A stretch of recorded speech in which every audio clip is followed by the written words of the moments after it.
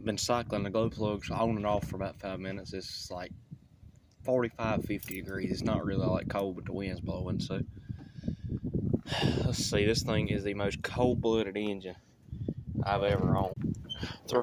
Throttle control's broken, so I kind of have to work it up there now. I just zip tie it off when I'm using it.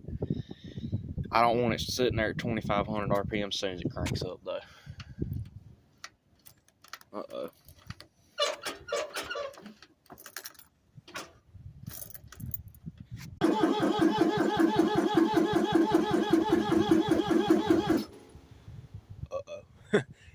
This thing is cold-blooded.